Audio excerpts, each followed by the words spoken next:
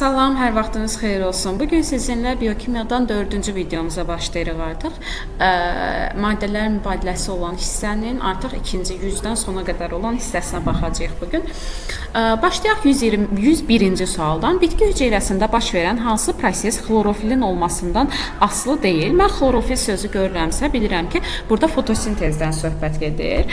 Baxaq variantlara. Günəş şüalarının udulması olacaq. Fotosintezdə günəş şüaları udulur. ATF'in sintezi olacaq, oksigenin ayrılması, potensiallar fərqinin yaranması, bunların hamısı fotosintezin mərhələlərinə aiddir. Baxın, ATF sintezi, oksigenin ayrılması, işıq mərhələdə qranların membranında potensiallar fərqinin yaranması. Amma DNT'nin sintezinin fotosintezdə heç bir əlaqəsi yoxdur. 102-ci sualda da deyir ki, xlorofilin olmasından asılıdır. Yəni, fotosintezdə əlaqəli olan ATF'in qranlarda sintezi olacaq. Digərlərinin isə əlaqəsi yoxdur. Tənəffüs deyir, RNT-nin transkripsiyası, zual biosintezi, DNT sintezi xeyr. ATF-in qranlarda sintezi fotosintezlə əlaqəlidir. 103 və 104-cü sual. 103-cü sualda bizə DNT-nin birinci zəncirindəki nukleotid ardıcıllığını verib və deməli, bu DNT-nin ikinci zəncirindən sintez olunan mRNT zəncirinin müvafiq hissəsində neçə urasilli nukleotid olar soruşur. Baxın, bunu asan yolla necə tapa bilərik? DNT-nin ikinci zəncirində histazinin qarşısında guanin olacaq və bundan sintez olunan mRNT-də də yenə histazin olacaq. Yəni, mRNT-nin quruluşu, bunun ikinci zəncirindən sintez olunan mRNT-nin quruluşu elə baxın, bu ardıcıllıqla eyni olacaq. Fərq nə olacaq? Deməli, timinin yerində urasil dayanacaq. Çünki RNT-də timin yoxdur, onun yerində urasil var. Ardıcıllıq eyni ilə bunda olduğu kimi qalır, timinin yerində urasil olur.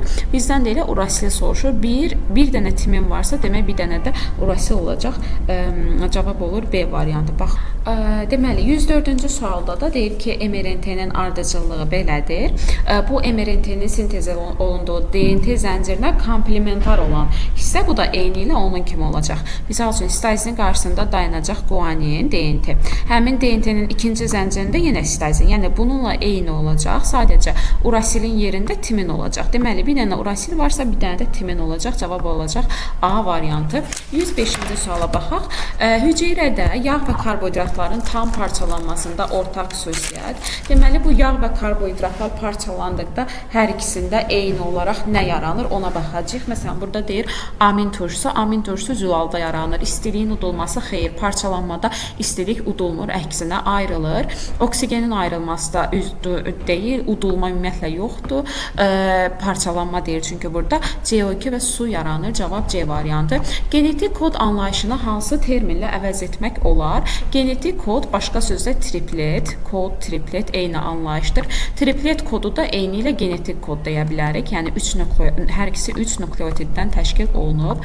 Hansı tripletin bir nukleotidini urasil nukleotidi ilə əvəz etsək, bu triplet amin turşu kodlaşdırmaq funksiyasını itirəcək, yəni stop kod olacaq. Stop kodlarımız UAA, UAG və UGA-dır. Baxın, mən burada adenin yerinə urasil yazsam olacaq UAA və amin turşusu kodlaşdırmaq funksiyasını itirəcək. 109-cu sualda da yenə deyir ki, bir nukleotidi adenin nukleotidi ilə əvəz olunacaq və stop koda çevriləcək. Demək ki, burada U-nun yerinə A yazsam olacaq UAA.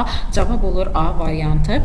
Baxaq 110-cu suala. Nə üçün transkripsiyası zamanı əmələ gələn polinukleotiddə ribozanın sayı ortofosfat turşusu qalığının sayına bərabər olar? Çünki transkripsiya zamanı yaranır mRNT. mRNT-də də bir riboza var, bir karbohidrat var, bir dənə də ortofosfat turşusu qalığı var. Deməli, deyir, baxın, bu polinukleotidin hər bir monomerində bir riboza, bir ortofosfat turşusu qalığı var. Yəni, hər nukleotiddə bir riboza var, bir ortofosfat turşusu qalığı var. Deməli, baxaq digərlərinə. Amin turşusu kodlaşdırmayan tripletlərdə bu deyil. Hər monomerində 3 riboza, 3 ortofosfat turşusu qalığı yoxdur. 1-1-dir. 2 zəncirlidir. Xeyr, RNT 1 zəncirlidir. Və deyir ki, adeninin sayı timinin sayına bərabər. Ümumiyyətlə, belə bir bərabərlik yoxdur. RNT-də timin ümumiyyətlə yoxdur, urasildir. Ona görə cavab olur C variantı. 111-ci suala baxaq. Bütün avtotrof orqanizmlərin qeyri-üzvü maddələrdən üzvü maddə sintez edərkən yalnız günəş enerjisindən istifadə etdiyini söyləmək olarmı? Xeyr, olmaz. Çünki xemosintez edici orqanizmlər qeyri-üzvü maddələrdən üzvü maddə sintez edərkən günəş enerjisindən deyil, kimyəvi rabitə enerjisindən istifadə edirlər. Baxaq deyək ki, baxın müəyyən bir qismi bu zaman kimyəvi rabitə enerjisindən istifadə edirlər. 112-ci suala baxaq. Burada deyir ki, bütün avtotrof orqanizmlərin xlorofilə malik olduğunu söyləmək olarmı? Xeyr, xemosintez edici orqanizmlərdə bu yoxdur. Çünki onların müəyyən bir qismi xlorofilə malik deyirlər və qeyri-üzvü maddədən üzvü maddə sintez edərkən kimyəvi rabitə enerjisindən istifadə edirlər. Cavab olur Y variantı. Göstərilənlərdən hansının az olması fotosintez prosesinin həyata keçməsinə mane olmaz. CO2 az olsa mane olar, çünki fotosintez zamanı CO2-dən istifadə olunur. Su, bəli, sudan istifadə olunur. İşıq, günəş işığından istifadə olunur. Xlorofil də həmçinin lazımlıdır, amma glikoza lazım deyil, çünki glikoza fotosintez nəticəsində yaranır. Mənə glikoza lazım deyil fotosintez prosesini həyata keçirməyim üçün. 114-cü sualda da yenə mane olmaz deyir. Fotosintez nəticəsində yaranır oksigen. Yəni mən fotosintez prosesi getməsi üçün mənə oksigen lazım deyil. Oksigen nəticədə alınacaq. Eyni bir amin turşusunun daşınmasında maksimum 6, minimum 1 amin N-RNT iştirak edir. Baxaq 116-ya. Ribosomun mRNT üzərində hərəkət müddəti və sintez olunan zülalın kütləsi arasındakı asılılıq. Zülal ribosom mRNT üzərində nə qədər çox hərəkət eləsə, o qədər çox zülal sintez olunacaq, o qədər də çox kütləsi olacaq. Yəni düz mütənasib asılıdır. 117-ci sualda da deyir ki, sintez olunan zülalın kütləsi ilə bu zaman ayrılan su molekullarının sayı zaman keçdikcə sintez olunacaq. Sintez olunduqca zülalın kütləsi artacaq. Sintez davam etdikcə də yenə su ayrılacaq.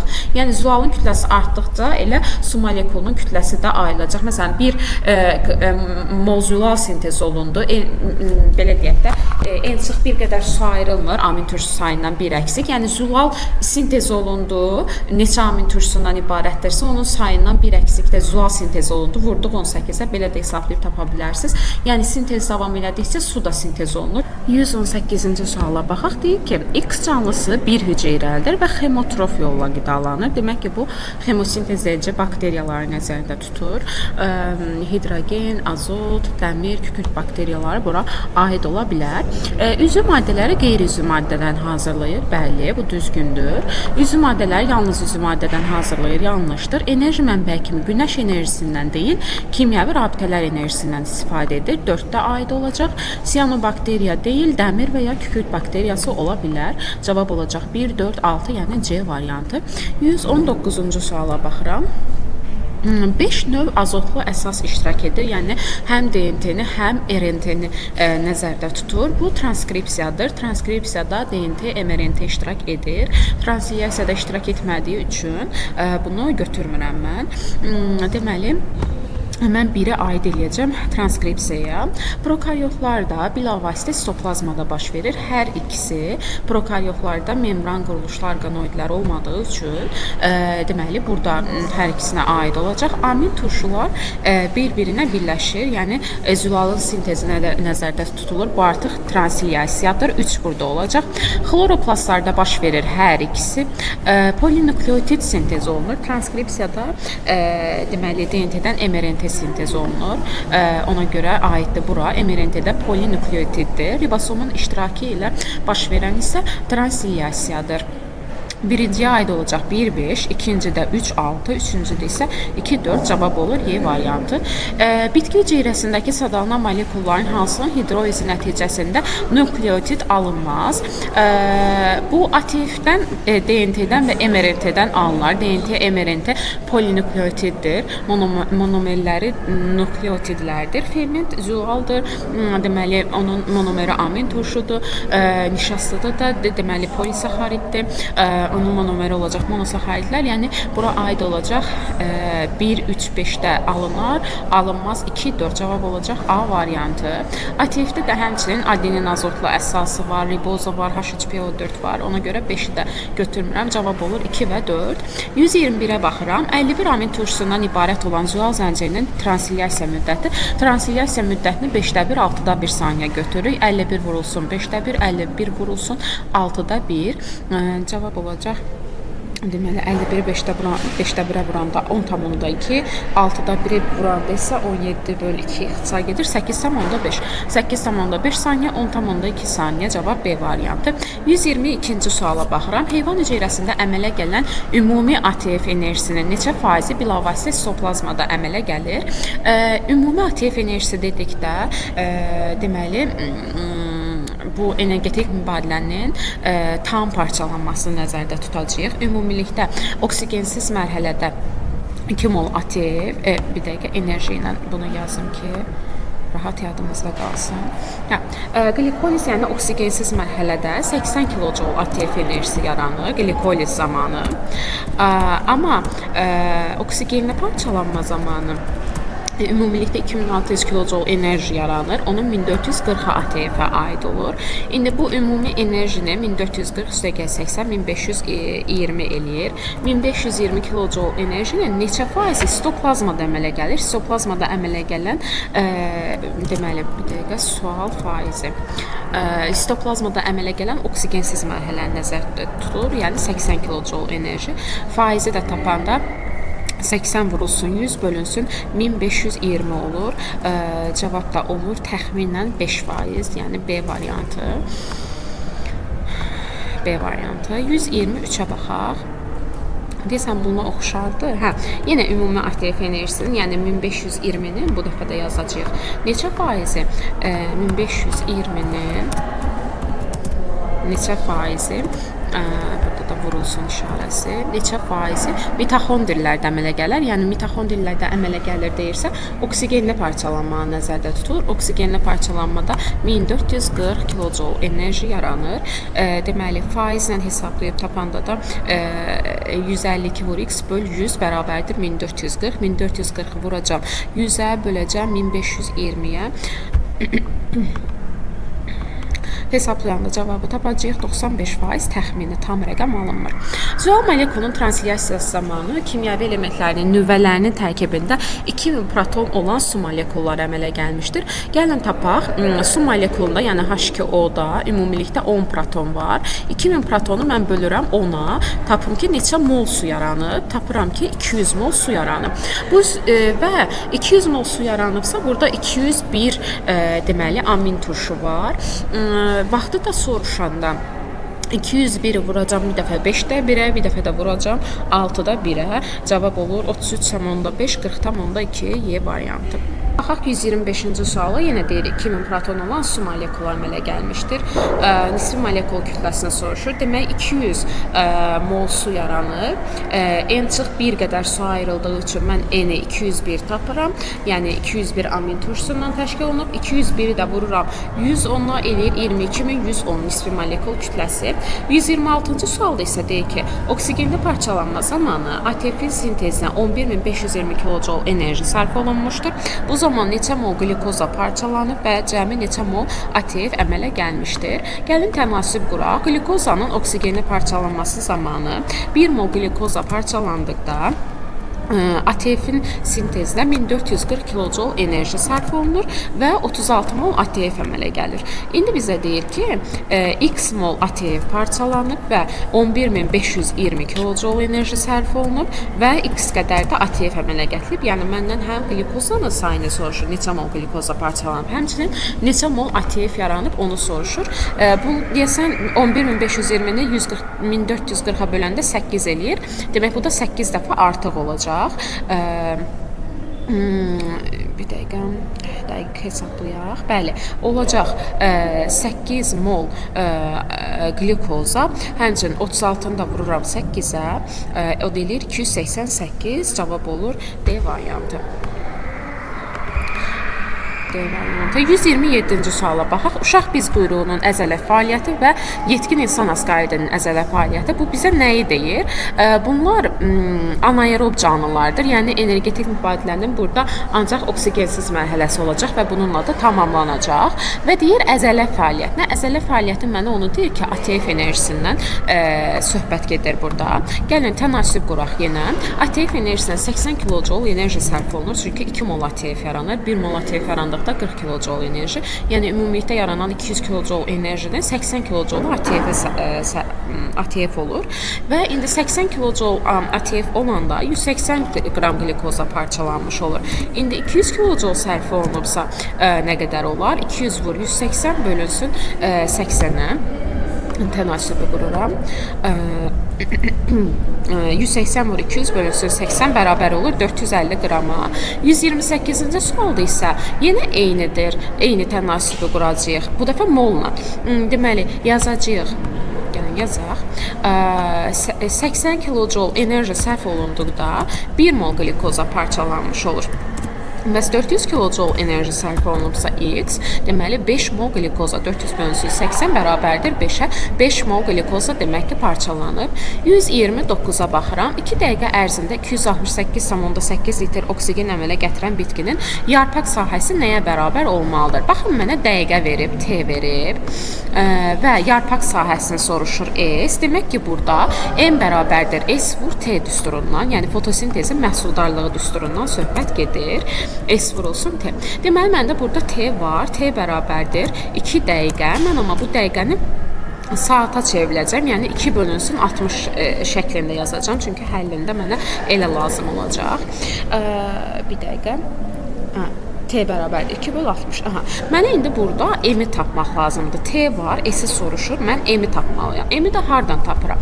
Mənə oksigeni verib, mən fotosintezin düsturundan tənasüb quraram. Taparam ki, 6 vurulsun 22,4 litr oksigen yarandıqda 180 qram da glikoza yaranır. Yəni üzvü maddə yaranır.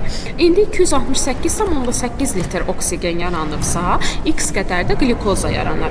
Tənasübü quranda 268,8-i vururam 180-ə, bölürəm 6 vurulsun 22,4-ə. X-i bərabər tapıram. Deməli 268,8 vurulsun 80 bölünsün 6 vurulsun 22,4 litr. X bərabər olur 360 qrama. Yəni üzvü maddəni 360 qram tapıram. İndi düsturda yerinə qoyanda bu M deməkdir. M bərabərdir S vur T-dən, S bərabərdir M bölünsün T-yə. Yəni üzvü maddənin zamanı olan nisbətinə bərabərdir. Mən 360-ı böləcəm 2 bölünsün 60-a, yəni 1,30-da 1-ə. Böləndə də bilirsiniz ki, surətlə məxrəcin yeri dəyişir. Vurulsun 30 bərabər olur 10.800 kvadrat metrə. Cavabda olur A variantı. Baxaq 130-cu suala. Deyir ki, transkripsiya zamanı 6462 qram su ayrılıb. Mən birinci 6462-ni 18-ə bölməklə suyun molunu taparam. 359. Transkripsiya dediyi üçün mən düsturda 3N çıx 1 yazıram. Deməli, burada N bilirik ki, amin turşu sayı olur. Triplet, amin turşu belə, yəni bərabərdir 359-a. Mən buradan N-i tapıram 120 və məndən deyir ki, maksimal transilyasiya müddəti. Transilyasiya müddəti 5-də 1, 6-da 1 saniyə hesablayıram. Maksimal dediyi üçün də təbii ki, 5-də 1-ə vururam, eləyir 24 saniyə. Minimal desəydim 6-da 1-ə vurardım, olardı 20 saniyə. Cavab olur C variantı. 131-ci suala baxaq. 10 qram karbohidrat sintez etmək üçün bitkinin yarpaq sahəsinə nə qədər günəş enerjisi düşməlidir? Bunun üçün onu vururam 17,6-ya. Çünki 1 qram karbohidrat parçalandıqda 17,6 kilojoule enerji ayrılır. Və bu eləyir 176 kilojoule və yarpaq üzərinə düşən günəş enerjisinin 1%-dən istifadə edir. Deməli, mən 176-nı da 100-ə vuracam ki, 17.600 kilojoule enerji düşsün. Bunun 1%-dən istifadə eləyəndə, baxın, 1%, vur 1 bölünsün 100. Sıfırlar geçsin, yerdə 176 kilojoule enerji qalsın. Günəş enerjisi dedikdə o 1%-i mütləq nəzərə almaq lazımdır ki, bitki üzərinə düşən enerjinin 1%-dən istifadə edir. Həmçinin 132-ci sualda da deyir ki, 5 kvadrat metr yarpaq sahəsinə 1 saat ərzində nə qədər günəş enerjisi durur, düşür. M bərabərdir S vur T-dən. Yenə S-imiz 5-dir. S bərabərdir 5-ə, T də bərabərdir 1-ə. Mən M-i tapanda 5-i vururam 1-ə, M bərabərdir 5 olur. 5 qramdır. Həmçinin burada enerjini tapmalıyam. 5-i vuracam 17,6-ya və eləyəcək 88 kilojoule enerji. Günəş enerjisi dediyi üçün də yenidən 100-ə vuracam. Olacaq 8800, cavab olacaq B variantı. 133-cü suala baxıram. Glikoliz prosesi zamanı ayrılan suyun ümumi kütləsi 108 qram olmuşdur. Bu zaman neçə mol glikoza süd turşusuna parçalanmış və neçə mol ATF sintez olunmuşdur? Glikoliz, yəni oksigensiz parçalanmanı burada yazanda deyirəm ki, 2 mol su, yəni 2 vur 18 qram, 36 qram su ayrılır. Bu zaman 1 mol glikoza parçalanmış olur. Həmçinin 2 mol da ATF sintez olunmuş olur. İndi mənə deyir ki, 108 qram 36 qram su yarananda 1 mol glikoza 2 mol ATF yaranır. Ondan 3 dəfə artıq su ayrılanda, demək 3 dəfə artıq glikoza, 3 dəfə də artıq ATF sintez olunacaq. 3 mol glikoza, 6 mol ATF cavab olur A variantı. 134-də baxıram. Polipeptid zəncirin transilyasiyası 1 dəqiqə müddətində başa çatırsa, bu zaman ayrılan suyun kütləsi neçə qram olar? Deməli, zəncirdə 1 dəqiqə deyir. 5də 1, 6da 1 saniyə ilə hesablayacağıq biz bunu. 1-i gəlin yazaq. 1 5də 1 saniyə, bunu 0,2 saniyədə yaza bilərəm. 0,2 saniyəyə sintez olunursa, X sintez olunacaq 1 dəqiqə, yəni 60 saniyə. Bunu da saniyəyə çevirirəm. Və tənasibi quranda mən 60 bölünsün 0,2-dən X-i 300-ə bərabər tapıram. Transilyasiya dediyi üçün 300-dən 1 çıxıram, olur 299 və məndən kütlə ilə soruşduğu üçün də 299-u vururam 18-ə bərabərdir 5382-yə. Həmçinin bunu bir dəfədə biz 6da 1 ilə hesablamalıyıq. 1-də 6da 1-dirsə, X-də 60 saniyədir. Burada cavab olur B variantı. Elə cavabda əslində çıxır 134-də B variantı. Baxaq 135-ə. 1 molun transilyasiyası zamanı ayrılmış suyun kütləsi 3600 qramdır. Mən 3600-ü böləcəm 180 qrama. Tapacağam ki, 20 mol su deməli sintez olunub. Demək ki, 21 amin turşusundan təşkil olunub. Çünki ən çox bir qədər deməli su ayrılır. Mən tapdım bir dəqiqə 3600-ü böldüm mən 18-ə elədi 200. 201 qədər amin turşu var imiş ki, ondan 1 mol əksik su ayrılır. Deməli 201-i də vuracam 110-a, cavab eləcək 22110 C variantı. 136-ya baxıram. mRNT-də amin turşuları kodlaşdıran tripletlərin kütlələrinin cəmi 360 mindir. Bir tripletin kütləsi 900-dür. Çünki bir tripletdə 3 nukleotid var və bir nukleotidin kütləsi 300-dür. Ümumilikdə tripletin kütləsi olur 900. 360 mini mən bölürəm 900-ə, cavab eləyir 4000 və məndən nəyi soruşur? 360 mini səhv böldüm deyəsəm. 900-ə bölürəm. 900-ə bölürəm. Hə, 400 eləyir. Elə 400 triplet alınır. Triplet də elə amin turşusu deməkdir. Yəni, buradan belə silək, dəqiq görək. Aha, mən bunu 900-ə böləndə 2 dənə 0 gedəcək. 3600 böl 9-da eləyir 400. 400 triplet varsa 400-də amin turşusu var. 137-yə baxaq. Polipeptid zəncirdə bir-biri ilə birləşənə qədər amin turşularının nisbi molekul kütlələrinin cəmi 15360 olub. Bəs birləşəndən sonra nə qədər olar deyir mənə. 15360-ı mən birləşənə qədər deyirsə, birləşənə qədər amin turşusunun kütləsi 128 olur. Birinci 15360-ı bölürəm 128-ə. Cavabı tapıram 120. Birləşəndən sonra necə hesablayıram? Mən burada birinci və sonuncu amin turşusunu nəzərə alacağam. Birinci amin turşusu və sonuncunu nəzərə alanda 127-nin üstünə gəlirəm 111-i. Və üstünə də gəlirəm 120 dənədən bir dənəsi ilkdir, bir dənəsi sondur, qalır yerdə 118 dənə amin turşusu. Yerdə qalan 118 mənim kütləsi isə 110-a bərabər olur. Bir dəqiqə, burada plus işarəsi. Bunu hesablayıram və cavabı tapıram 13218. cavab da olur D variantı. 137-də cavab D variantı. 138. Tripletlərin kütləsi yenə deyir 90 mindir.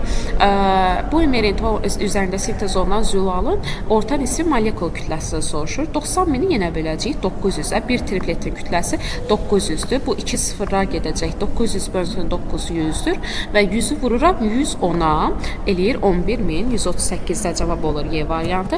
139-da baxaq.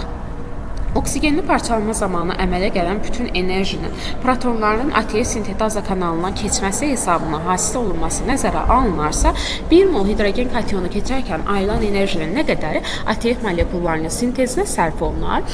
Burada əsas məsələ nədir? Mən bilməliyəm ki, burada oksigenli parçalanmada deməli ATF sintetaza kanalından 24 hidrogen kationu keçir. Yəni normalda düsturda 24 hidrogen kationudur və bu zaman 1440 kilojol enerji ATF şəklində toplanır. İndi deyir bir dənəsinin keçməsinə nə qədər sərf olunar? Mən 1440-ı böləcəm 24-ə. 1440 bölünsün 24 bərabər olur 60-a. Cavab da olur A variantı. 140-a gəlin baxaq. Yenə deyir ki, hamısının istilik enerjisi. İndi mən eynisini istilik enerjisi düsturu üçün hesablayacağım. 24 hidrogen kationu keçdikdə 1160 kilojol enerji istilik şəklində toplanırsa, 1 hidrogen kationu keçəndə X 1160-ı böləcəm 24-ə. 1160-da 24-ə böləndə eləyir 48. Təqribi alınır bu da. Olur C variantı. İndi gəlin baxaq 141-ə. Deyir ki, mitoxondrilərin membranın lipid qatından keçə bilən ionlar ATF sintezini poza bilərlərmi? Bəli. Çünki bu həmən bu ionlar mitoxondrinin kristlərində, mitoxondrinin membranlarında potensiallar fərqini azalda bilərlər. Potensiallar fərqi azalsa, böhran səviyyəyə çata bilməsə, ATF-də sintez oluna bilməyəcək. Ona görə cavab olur Y variantı. 142-ci suala və deyir ki, nuklein turşlarının müxtəlif növlərində eyni amin turşlarına uyğun olan tripletlər hansı cavabda düzgün verilmişdir? Mən bunu necə asan taparam? NRNT ilə DNT dedik ki, oxşar olur. Sadəcə timindən urasil fərqi olur. Baxaq burada hansı cavabda elədir? Baxın D variantında. UGA və TGA DNT-yə komplementar mRNT olur. Baxın timinin qarşısında adenin, guanin qarşısında sitazin, adenin qarşısında urasil. NRNT-də buna komplementar olur. Elə hazır NRNT ilə DNT-ni mən eyni götürərəm. Bir dənə U və T fərqi olar. Və mRNT-də DNT-yə komplementar götürərəm. Yəni cavabda onsuz da bir dənədir. D variantıdır. 143-ə baxaq. Əgər hər bir amin turşusu 2 nukleotidlə kodlaşdırılsaydı, züal molekulunun sintezində maksimum neçə cür amin turşusu iştirak edərdi? Bizim düsturumuz belədir. 4 vurulsun 3. Yəni 4 dənə nukleotid var. Hər biri də 3 nukleotidlə, hər bir amin turşusu 3 nukleotidlə kodlaşdırılır. Ümumilikdə 64 dənə tapırıq. Amma indi deyir ki, 2 nukleotidlə kodlaşdırılsa 4 üstə 2 olacaq. Cavab da olacaq 16. Birinci ardıcıllıqda olan məntiqə əsaslanaraq ikinci ardıcıllıqda sual işarəsinin əvəzinə uyğun gələni tapın. Glikozadan glikogen yaranıb və həmçinin ox tərsinə gedir. Glikozadan da glikogen bu maddələrin mübadiləsidir. Yəni glikozadan glikogenin yaranması plastik mübadilə, glikogendən glikozanın mürəkkəb maddədən sadə maddənin parçalanması isə energetik mübadilə. İndi bizə burada deyir ki, glikozadan glikogenin yaranması plastik mübadilə, plastikoz başqa sözlə yapmaq deməkdir. C variantı. Həmçinin 145-ci sualda da yenə deyir ki, glikozadan glikogen yaranır, yapmaq mübadilə. O hər iki istiqamətdədirsə, həm sadə maddədən mürəkkəb maddənin yaranması, həm mürəkkəbdən sadənin yaranması nəzərdə tutur. Bu olur maddələr mübadiləsi. Baxıram 146-cı suala. Müəllimin sutkalıq enerji fəaliyyətinin yalnız karbohidratların hesabına ödənildiyini təsəvvür etsək, 14 saatlıq işıqlı gün ərzində bu qədər karbohidratın sintez olunması üçün nə qədər yarpaq sahəsi kifayətdir? Mən bunun üçün əvvəlcə 13474-ü bölürəm 17,6-ya bərabər olur 766 qrama. Yəni 767 qram karbohidratdır, üzüm maddədir, başqa sözlə M-ə bərabərdir. Mənə də T-ni həmçinin verib 14 saat. M bərabərdir S vur T düsturundan S bərabər olur M bölünsün T-yə. M-i T-yə böləndə 766-nı bölürəm 14-ə bərabərdir 54,7. O da təqribən eləyir 55 cavab olur D variantı. 147-ci sualda mənə nukleotidlərin sayını verib. N qədər nukleotid varsa N böl 3 qədər də amin turşu var. Çünki hər bir amin turşu 3 nukleotidlə kodlaşdırılır. N-i bölərəm mən 3-ə, amin turşusunun sayını taparam. Zülalın kütləsində tapanda amin turşuların sayını vuraram 110-a. N bölünsün 3 vurulsun 110 cavab olur A variantı. 148-ci suala baxıram. Zülalın mənə nisbi molekul kütləsini M verib və nukleotidin sayını soruşur. M-i 110-a bölməklə amin turşusunun sayını taparam. Onu da vuraram 3-ə, çünki hər bir amin turşusunda 3 nukleotid var. M-i böldüm 110-a, tapdım ki, M böl 110 qədər amin turşu var. Hər bir amin turşusunda da 3 dənə nukleotid var. Cavab olur Y variantı. 149-a baxsaq, transilyasiya zamanı N-1 qədər su ayrılıbsa, bu zual kodlaşdıran mRNT-nin amin turşuları kodlaşdıran hissəsinin sintez zamanı neçə molekul su ayrılar? Yəni, məndən transkripsiyanı soruşur. N-1 qədər ayrılıbsa, demək N qədər amin turşusu var imiş burada. Amin turşuların sayından 1 əksik transilyasiyada sintez olunur. İndi mən N-i amin turşuların sayını 3-ə vuraram, 1 çıxaram. Çünki transkripsiyada nukleotidlərin sayından 1 əksik olur. 3N çıxılsın 1. Transilyasiyanı verib transkripsiyanı soruşur. 150-ci suala baxıram. 820 peptid rabitə var və Zülalın bir molun sintezi zamanı ayrılan suyun qramla kütləsinə bərabər olan sayda nukleotidi olan DNT molekulunda 380 adeninli nukleotid var. Deməli, mən burada 820-ni 820 burada peptid rabitə varsa 821 dənə amin turşusu var demək ki. Çünki peptid rabitədə amin turşu sayından 1 əksik olur. Demək ki, 820 üstə gəl 1 qədər, yəni 821 qədər amin turşu var imiş. Suyu da tapanda 821-dən 1 çıxıram, bərabər olur 820 deməli su. Və 820 mol sudursa, mən bunu qrama çevirərəm. 820 vurulsun 18 bərabər olur 14760 qrama. Deyir ki, bu suyun qramı qədər də nukleotid var. Deməli, bunlardan 380 adenin nukleotidi, 380 adeni, 380 olacaq timin 760 çıxıram 14760-dan, ümumi nukleotid sayından 760 çıxıram. Deməli, 14000 qədər də guanin və sitazin var. 7000 guanin, 7000 də sitazin var və mənə rabitəni tapmamı istəyir. Guaninlə sitazin arasında olan tapanda 7000-i vuracam 3-ə, eləyəcək 21000. Ümumi hidrogen rabitəsini də tapanda nukleotidlərin sayına guanini gələrəm 14760 üstə 7000 gələrəm, eləyər 21760 cavab olacaq B variantı. 151-ci suala baxaq. Yaşıl bitkinin üzərinə işıq düşdükdə aşağıdakılardan hansı daha əvvəl baş verər? Burada fotosintezdən söhbət gedir. Əvvəlcə fotosintezin işıq mərhələsi, sonra qaranlıq mərhələsi və işıq mərhələdə ilk baş verən suyun fotolizi nəticəsində oksigenin ayrılmasıdır. Bunlar növbəti mərhələlərdə potensiallar fərqi yaranır, böhran səviyyəyə çatır, buna birləşir və s. Bunlar sonradan baş verir. Amma ilk olaraq oksigenin ayrılması baş verir. 152-ci sualda da deyir ki, yaşıl bitkinin üstündən düşən işığı söndürsək hansı daha əvvəl baş verər? Əlbəttə ki, oksigenin ayrılması dayanacaq. İşıq mərhələdə ilk baş verən oksigenin ayrılması dayanacaq. Baxaq 153-cü suala. Sürətlə qaçan bir adamın əzələ hüceyrəsində glikozanın, süd turşusunun və ferment miqdarının glikoliz prosesində zamandan asılı olaraq dəyişilməsini hansı qrafik deməli düzgün ifadə edir? Yəni burada glikolizdən söhbət gedir. Glikolizdə glikoza parçalanır süd turşusuna. Yəni glikoza parçalanır, azalır, süd turşusu isə artır. Bu artacaq, amma ferment bildiyimiz kimi həmişə sabit olaraq qalır, dəyişmir.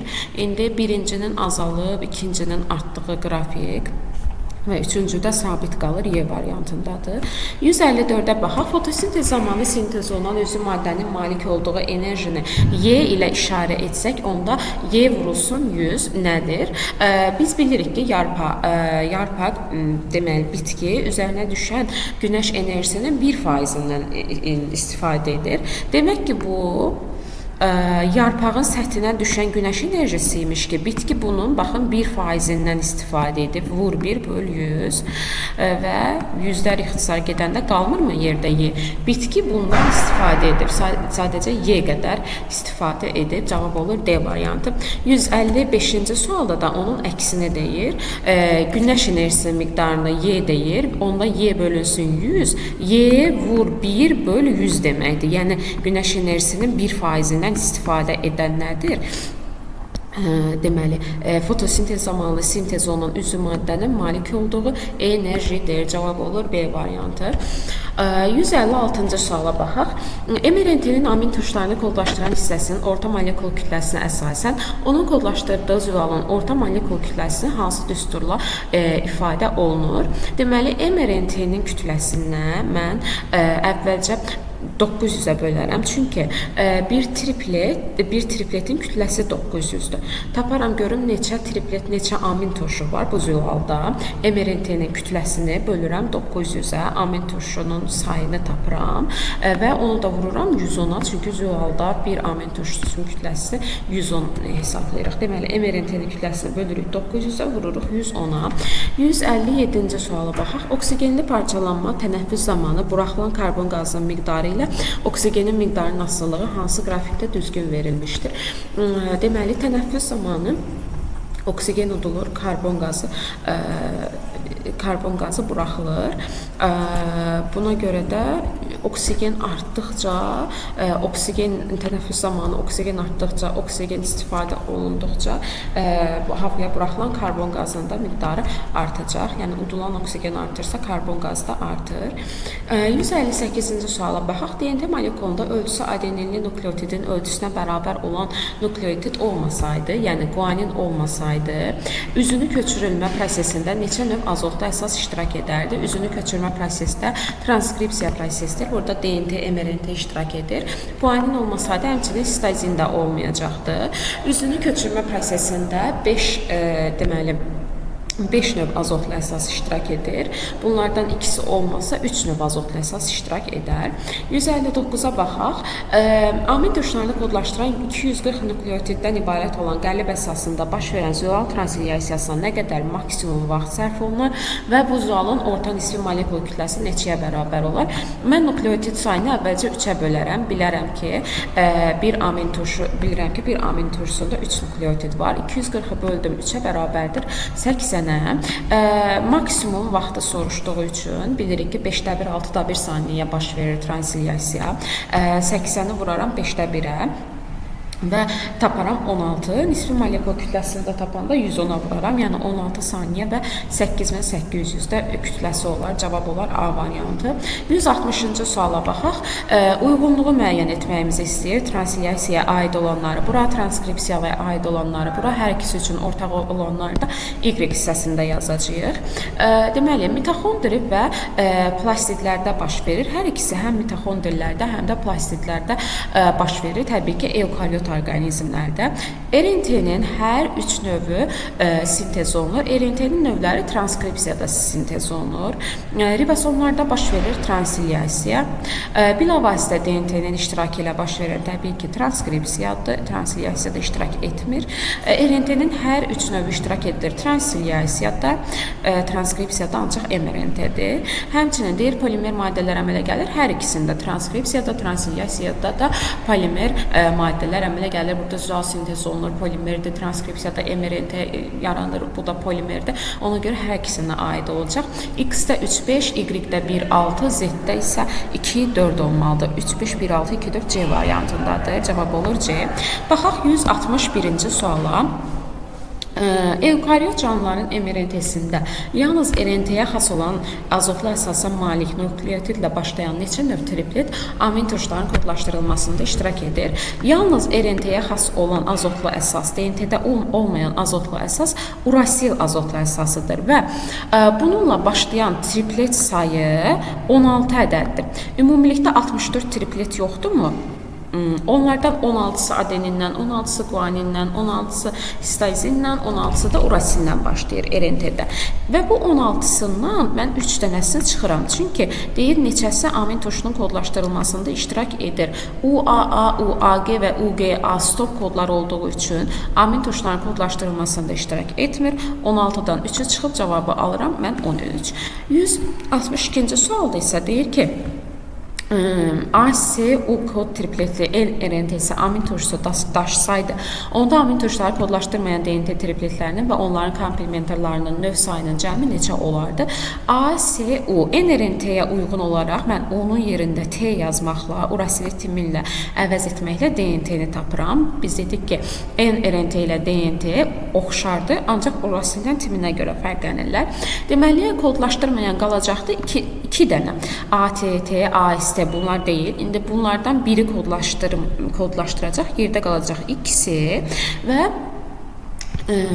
deməli komplementar da dediyi üçün 2 dənə də əlavə götürəcəm. Ümumilikdə olacaq 4 dənə, cavab olacaq C variantı.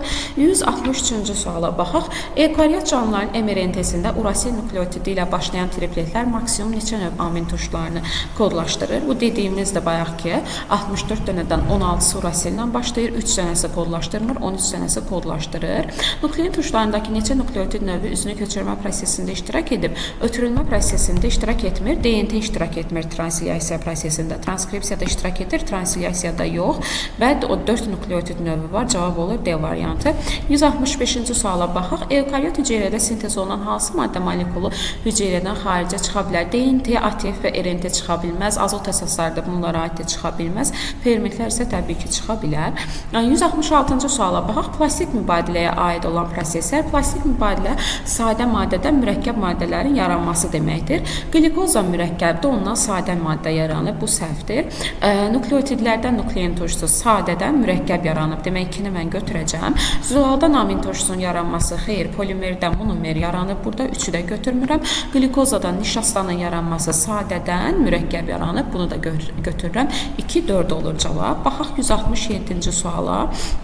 Burada da aid olmayanlar soruşur, eynidir. Baxın, zualdan amin turşusunun yaranması energetik mübadilədir, həmçinin glikozadan da CO2-nin yaranması cavab 1-3-dür. Karbohidratların energetik mübadiləsinin ikinci mərhələsi üçün səciyyəvidir. Birinci mərhələ hazırlıq mərhələsidir, ikinci mərhələ oksigensiz mərhələdir. Burada səhvən ikinci mərhələni oksigenli, birincini oksigensiz, ikincini oksigenli götürmək olmaz. İkinci mərhələ deməli dedik, oksigensiz mərhələdir. Prosesdə oksigen iştirak etmir, bu düzgündür. Mitoxondriyada baş verir. Oksigensiz mərhələ sitoplazmada baş verir. Mitoxondri membran, yəni ümumiyyətlə lazım deyil oksigensiz mərhələ üçün. Oksigenli mərhələyə lazımdır, potensiallar fərqi yaranır orada. Bir molekul glikozanın parçalanmasından 36 molekul ATF əmələ gəlir. Bu da oksigenli mərhələyə aiddir. Hazırlıq mərhələsi adlanır, yanlışdır. Birinci mərhələdir hazırlıq mərhələsi. Glikoliz adlanır, düzgündür. Oksigensiz, başqa sözdə glikoliz. Sitoplazmada baş verir, bu da düzgündür. Cavab olur 1, 5 və 6. 169-cu suala baxaq. Energetik mübadilənin mərhələləri.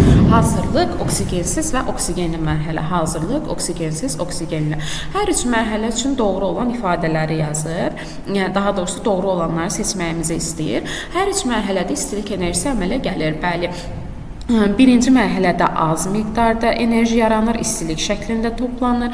İkinci, yəni oksigensiz mərhələdə 120 kilojul. Üçüncü, yəni oksigenli mərhələdə isə 1160 kilojul istilik enerjisi əmələ gəlir. Bu düzgündür. Biri götürürəm. Hər üç mərhələdə oksigensiz mühitdə yaşayan canlıları enerji ilə təmin edir. Xeyr. Çünki üçüncü mərhələ oksigenli mərhələdir və anaerob oksigensiz mühitdə yaşayan canlılarda bu mərhələ ümumiyyətlə baş vermir.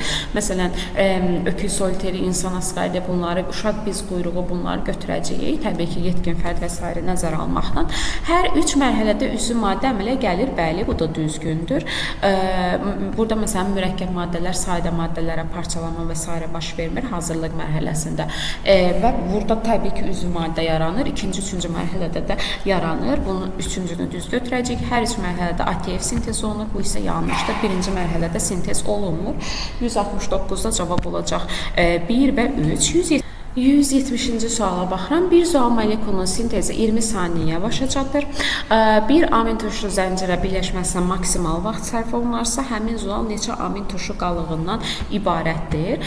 Bir amin turşu qalığı 5/1 saniyə deməli maksimal dediyi üçün 5/1 saniyə götürürəm. Yəni 0,2 saniyəyə birləşirsə, ümumilikdə x qədər amin turşusu var imiş burada və sintez 20 saniyəyə başa çatıb.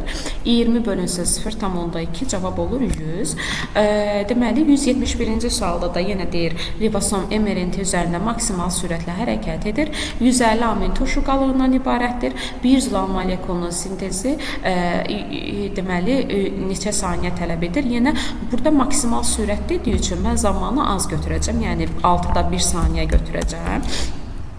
Bölünsün 6. 6/1-i necə işarə eləyək burada? Deməli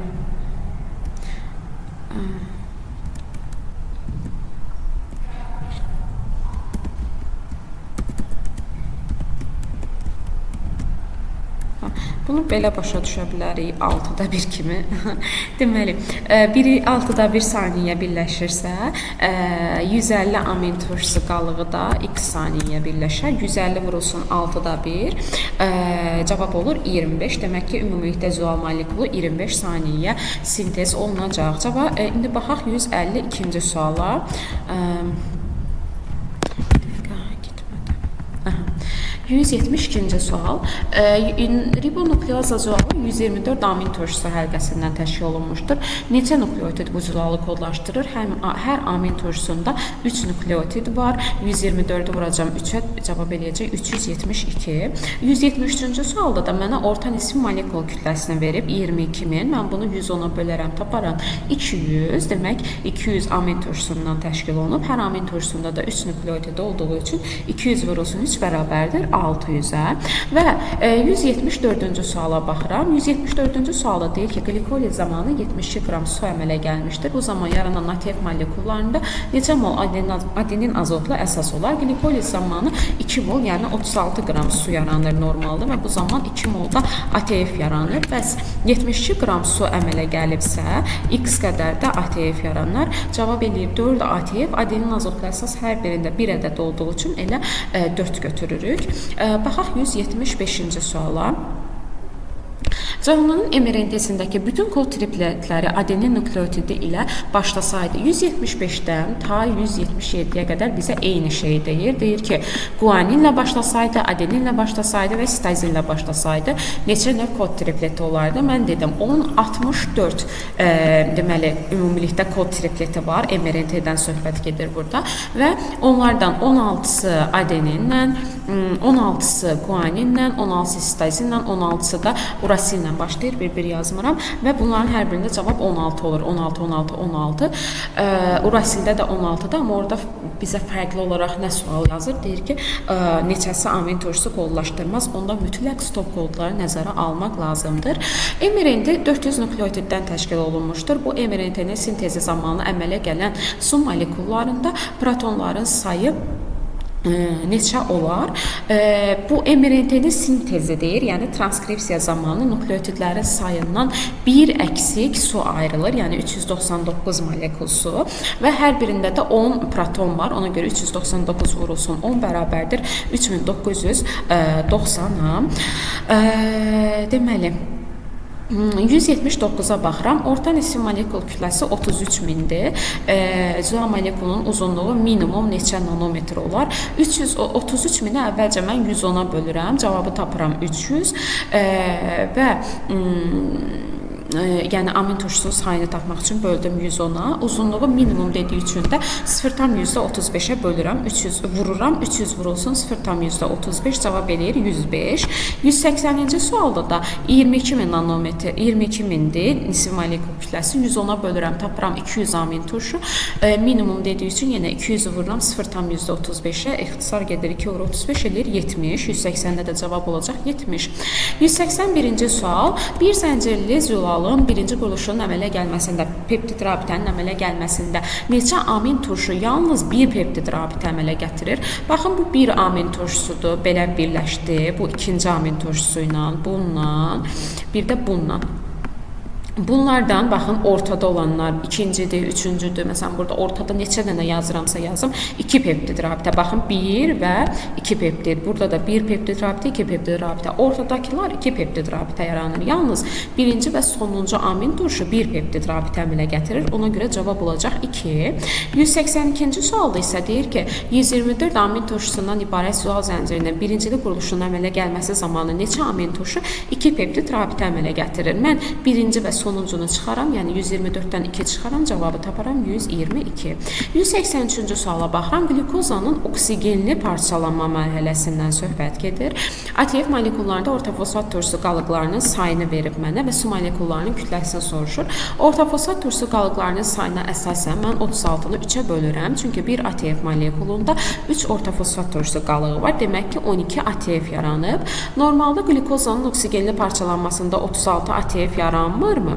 Bu zaman 42 vurulsun 18 qram su yaranmırmı? 42 vur 18. İndi isə 12 mol ATF, yəni 36-dan 3 dəfə az ATF yaranıbsa, 42 vur 18-dən də 3 dəfə az su molekulu kütləsi olacaq. 18-dən 3 ixtisar gedir 6-ya, 42-ni də 6-ya vuranda eləyir 252. Cavab olur 252 qram. Baxıram 184-cü suala. Energetik mübadilənin oksigenli mərhələsi zamanı 3168 qram CO2 əmələ gəlmişdir. Bu zaman neçə kilojoule enerji istilik şəklində ayrılır? Oksigenli mərhələ zamanı 42 mol, 6 mol karbon qazı yaranır. Yəni 6 vurulsun 44 qram. Bu zaman istilik enerjisi şəklində ayrılar 1160 kilojoule enerji və deyirsə ki 3168 qram CO2 əmələ gəlib, nə qədər enerji istilik şəklində ayrılar. Tənasübə əsasən mən 3168-i vuracam 1160-a, böləcəm 6 vurulsun 44-ə, cavab olacaq 13920. Yazım burada da 13920. 185-ci sualda isə deyir ki, energetik mübadilənin oksigenli mərhələsində 3168 qram CO2 əmələ gəlmişdir. Bu zaman neçə qram süd turşusu parçalanmışdır? 180 qram süd turşusu parçalandıqda 6 vurulsun 44 qram CO2 əmələ gəlir.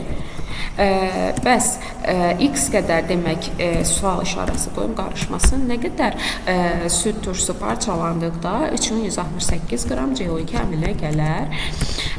Tənasübə əsasən 180-i vuracam 3168-ə, böləcəm 6 vurulsun 44-ə, cavab olur 2160. Baxaq indi 186-cı suala. Hüceyrədə qlikozanın tam parçalanmasından 114 mol ATF sintez olunmuşdur. Sintez edilmiş ATF-in neçə molu oksigenli parçalanma mərhələsində əmələ gəlmişdir? Qlikozanın tam parçalanmasında 38 mol ATF yaranır və bundan 36-sı oksigenli parçalanma mərhələsində əmələ gəlir. 38-dən 36-sı oksigenli parçalanma mərhələsinə aiddir. 114 dənəsi isə X. Bu 114 vurulsun 36 bölünsün 38 cavab eləyir. Deməli 108 mol, demək 108 mol oksigenli mərhələdə, 6 mol isə oksigensiz mərhələdə yaranmışdır.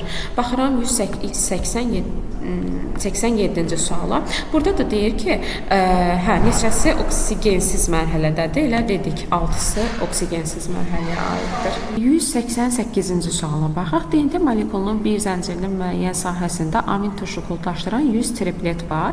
Bu sahədəki informasiyaya əsasən baş verən transkripsiya və transliyasiya prosesləri zamanı cəmi neçə molekul su ayrılar? Transkripsiya prosesində 3n-1 qədər, transliyasiya prosesində isə n-1 qədər su ayrılır. Və mən belə izah edeyim. Transkripsiyada nukleotidlərin sayından bir əksik. Ona görə triplet verilibsə 3n o deməkdir. Yəni vururam 3-ə, 1-ə çıxıram. Əgər deməli transliyasiya deyirsə, elə ümumilikdə tripletin sayından bir dənə əksik su ayrılır. Yəni qayda belədir.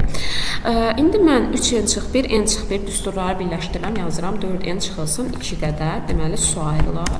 N məndə 100-dür. 4 vurulsun 100 çıxılsın 2 bərabərdir 398-ə və yaxud ayrı-ayrılıqda hesabladıqda da eyni cavab çıxacaq. Cavab olacaq 398. Həmçinin 189-cu sualda da nukleotit sayını verib. İndi transkripsiyada nukleotit var ha, burada bunu diqqətə almaq lazımdır. Transkripsiyada 299 olacaq, nukleotitlərin sayından bir əksik. Amma transliterasiyada mən 300 nukleotidi böləcəm 3-ə, tripli sayını tapacağam 100, 100-dən 1 çıxacam, üstünə gələcəm 99, amma cavab yenə eyni olacaq, yəni 398. 190-cı suala baxıram. Qlikozanın parçalanmasının oksigenli mərhələsində 2320 kJ enerji istilik şəklində ayrılmışsa, bu zaman sintez olunan ATF molekullarında neçə mol adenin azotlu əsas olacaq? Qlikozanın oksigenli parçalanma mərhələsində 1160 kJ enerji istilik şəklində ayrıldıqda 36 mol ATF yaranır. Bəs 2320 kJ-da X deməli 2 qatı qədərdir. Baxın 1160-ı 2-yə vuranda 2320 eləyir. Deməli 72 mol ATF yaranacaq və hər birində 1 adenin azotlu əsas var. Ümumilikdə 72 adenin azotlu əsaslı olacaq. Və baxaq 191-ci sualda nə deyir? 191-də də yenə deyir ki, 72 mol adenin azotlu əsas var. ATF molekulunda neçə kilojol enerji istilik şəklində ayrılar? 1160 kilojol enerji istilik şəklində ayrıldıqda 36 mol adenin azotlu əsası olan ATF yaranır. Çünki dedik ki, bir ATF-də 1 adenin azotlu əsas var. X qədər enerji ayrıldıqda 72 mol adenin azotlu əsası olan ATF yaranar. Deməli, bu da 2 qatı olacaq. 2320 kJ enerji yaranar. 192-ci suala baxaq. Energetik ibarələrin oksigenli mərhələsində 1512 qram su əmələ gələrsə, sintez olunan ATF molekullarında neçə mol orta fosfat turşusu qalığı olacaq? Oksigenli mərhələdə 42 mol, yəni 42 vurulsun 18 qram su yaranır. Bu zaman bir dəqiqə. Hansı suala baxırdım? 192. Sintez olunan ATF molekulu deyilir. 36 molekul ATF sintez olunur. Hər birində də 3 orta fosfat turşusu qalığı olur. İndi mənə deyir ki, 1512 qram su yaranarsa nə qədər ATF, deməli orta fosfat turşusu qalığı olar. 1512-ni vururam 36-ya, vururam 3-ə. Deməli, bölürəm 42 vurulsun 18-ə. Cavabı tapıram 216. 193-cü sualda da gəlin birinci verilən yenə oksigenli mərhələdə verilən orta fosfat turşusu qalığının, yəni 216-nı elə əvvəlcədən bölək 3-ə, rahat olsun. 216 bölünsün 3. Bərabər olur 72-yə. Demək 72 mol ATF yaranır. Bu zaman neçə qram su əmələ gələr? 36 mol ATF yarandıqda 42 vurulsun 18 qram su yaranır. 72 ATF-də nə qədər yaranar? Vurulsun 2-yə, 42 vurulsun 18 vurulsun 2 qədər su olar. Cavab olur 1512. 194-ə baxıram. Amin turşu radikallarının nisbi molekul kütlələrinin cəmi 972-dir. Bu zəncirin əmələ gəlməsinə, yəni transliterasiyaya ən az neçə saniyə lazımdır? Mən 972-ni böləcəm 54-ə. Çünki radikalın kütləsi 54-dür. 972 bölünsün 54 bərabər olacaq 18-ə. Demək, burada 18 amin turşu var imiş.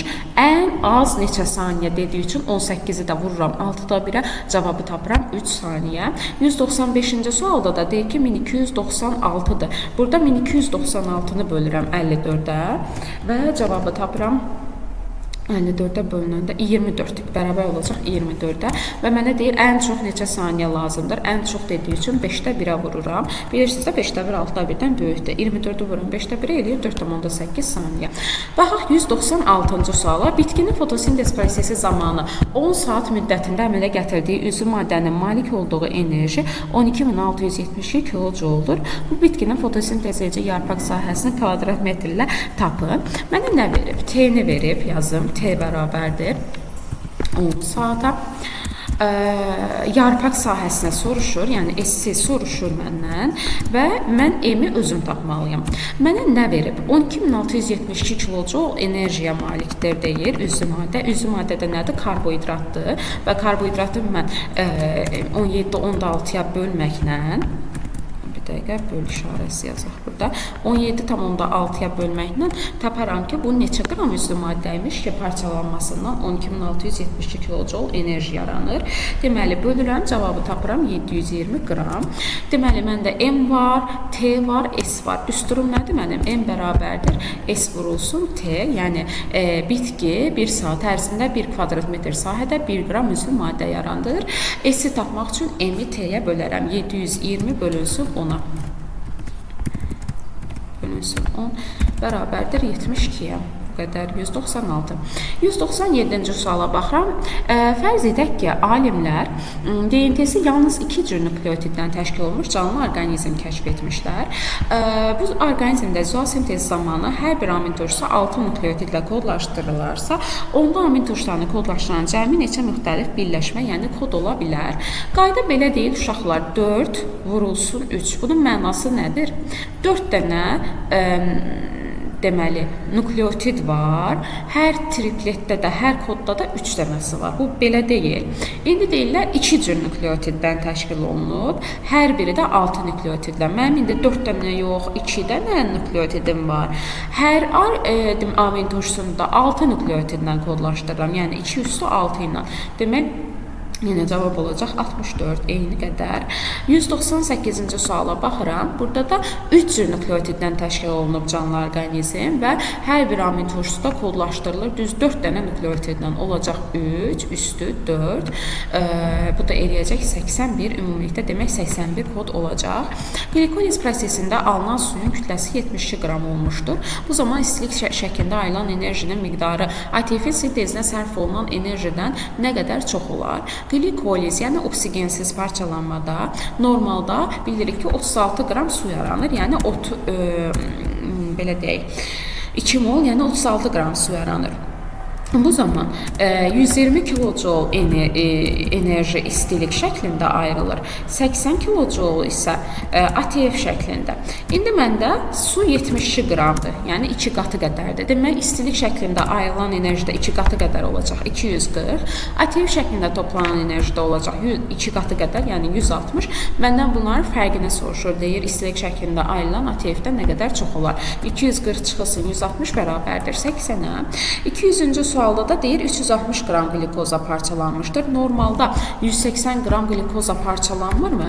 Bu zaman yenə deyirəm 120 kilojoule enerji istilik şəklində toplanır. 80 kilojoule isə deməli ATF-in sintezinə sərf olunur.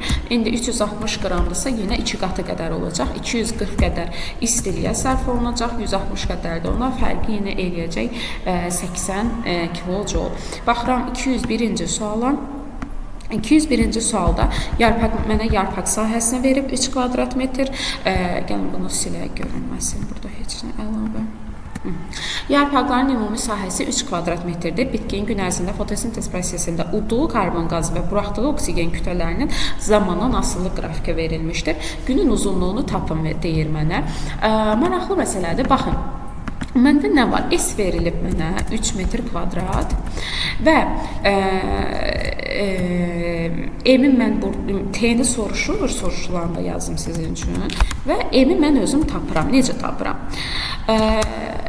Mənə fərq verilib, baxın, udulan karbon qazı və buraxılan karbon qazı arasında reaksiya tənliyi necədir? 6 mol CO2 reaksiyaya girir və reaksiya nəticəsində də elə 6 molda oksigen yaranır. Yəni 6 mol karbon qazı daxil olur, 6 mol oksigen də yaranır. Bunların fərqi, yəni CO2 44 qram, oksigen 32 qram olduğu üçün 12x qram olacaq burada. Yəni nə qədər imiş ki, yəni neçə mol karbon qazı reaksiyaya daxil olub, neçə mol oksigen yaradıb. Mən onu tapmaq üçün yazıram 44x, yəni 44 qədər karbon qazı çıxılsın, 32x qədər də oksigen bərabər olur 12x və bu fərqi mənə neçə verib? 14,4 qram.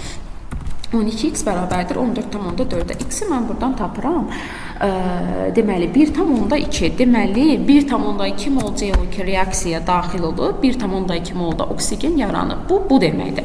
İndi mən M-i tapanda yazıram ki, 6 mol CO2 reaksiyaya girəndə və yaxud 6 mol karbon qazı yarananda, oksigen yarananda 180 qram üzvü maddə yaranır. Yəni 180 qram glikoza yaranır. İndi 1,2 qram CO2 reaksiyaya daxil olarsa nə qədər CO2 yaranacaq? Tənasibi quranda 1,2-ni vururam 180-ə bölürəm 6-ya. Deməli, tənasibdən də alınır 36 qram glikoza, yəni üzvü maddə. Bu mənim M-imdir. M-im var, S-im var. T-ni necə tapacağam? M bərabərdir S vur T düsturundan. 36-nı böləcəm 3-ə. Cavabı tapacağım 12. 201-ci sualda da cavab 12. Bu qədər biokimya bölməsinin izahını bütövlükdə bitirdik. 4 video şəklində kanala yükləmişəm. Videonu yoldaşlarınızla bölüşməyi, bəyənməyi, kanala abunə olmağı unutmayın. Daha çox belə videodan xəbərdar olmaq üçün kanala abunə olun, bildirişləri açın. Sağ olun, salamat qalın.